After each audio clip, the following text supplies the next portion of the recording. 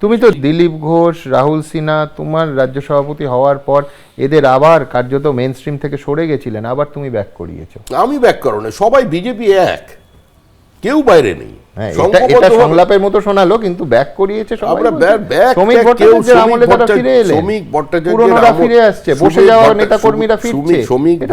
শ্রমিক ভট্টাচার্যের কোনো মানে সময় বলে কিছু নেই। আমাদের সভাপতির একটা বহমানতা, কিছু বিচ্যুতি, কিছু ত্রুটি, কিছু দূরত্ব, ভুলভ্রান্তি তো সব জায়গায় থাকে। এখানে হয়তো আমাদের কিছু ছিল, সবাই তখন একভাবে করছে। দিলীপ ঘোষ ঘুরে বেড়াচ্ছেন বিভিন্ন গ্রামে, রাহুল সিনহা ঘুরছেন, তো কবে বসেছিল? রাহুল সিনহা আমার নেতা ছিল, রাহুল সিনহা প্রেসিডেন্ট ছিল, আমি সময় জেনারেল সেক্রেটারি ছিলাম। আমাদের বয়সের ব্যবধান খুব একটা বেশি নয়, প্রায় একই সময় থেকে আমরা রাজনীতি করছি। আমরা বহু রাত জেগেছি, এমন সময় গেছে দোকান বন্ধ হয়ে গেছে, আমরা টিউবওয়েলের জল খেয়ে শুয়েছি। রাহুল সিনহা যখন ট্রেনে করে যেতাম, আমি তো বিছানা ফিছানা কিছু করতে পারিনি কোনোদিন, কোনো কাজই পারি না আমি। তো সুতরাং আমার ওই ট্রেনে যে সিটটা লাগিয়ে দেয় ওটা রাহুল সিনহা করতেন, তো আমি এটা ভুলবো কি করে? ট্রেনে বিছানা করার কৃতজ্ঞতা থেকে তো রাহুল সিনহাকে ফেরায়নি, সুনির্দিষ্ট কৃতজ্ঞতা বোধ থাকতে পারে। প্রত্যেকের তার রোলটা তোমার আমলে, কৃতজ্ঞতা শব্দটা ভুল, ভালোবাসা। এটা আমাদের একটা আন্তরিক যোগাযোগ ছিল। কয়েকজন আমাদের কদিন আগে রবীন্দ্র মারা গেলেন, তার সঙ্গে যে ঘনিষ্ঠতা এখনো পর্যন্ত তাকে মানে প্রতি মুহূর্তে মিস করছি। তো এটা ছিল। আর আমাদের দল একটা পরিবারের মতো দল। সারা ভারতবর্ষে এরকম কোনো দল আছে নাকি যে প্রতিদিন মানে সপ্তাহের মধ্যে 4 দিন এদের মধ্যে বৈঠক করে, মিটিং করে, কোনো ভাঙচুর নেই, কোনো মারামারি নেই। ওই 2-1টা গ্রামগঞ্জে কোথায় গিয়ে ঢুকে পড়লে দলে এসে ভাঙচুর, সেটা সংবাদ মাধ্যমে আসে।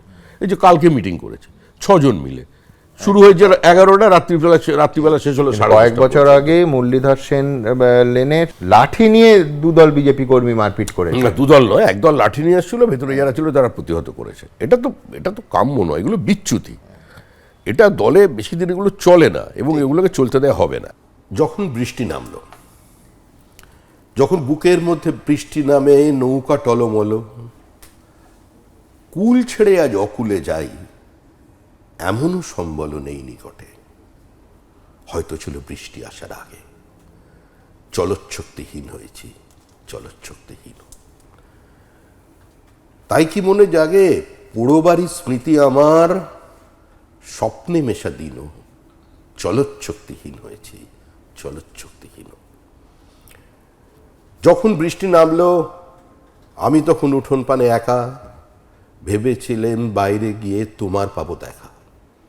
হয়তো মেঘে বৃষ্টিতে শিউলি গাছের তলে আজানু কেশ ভিজিয়ে নিচ্ছ, আকাশ ছেঁচা চলে, কিন্তু তুমি নেই বাহিরে।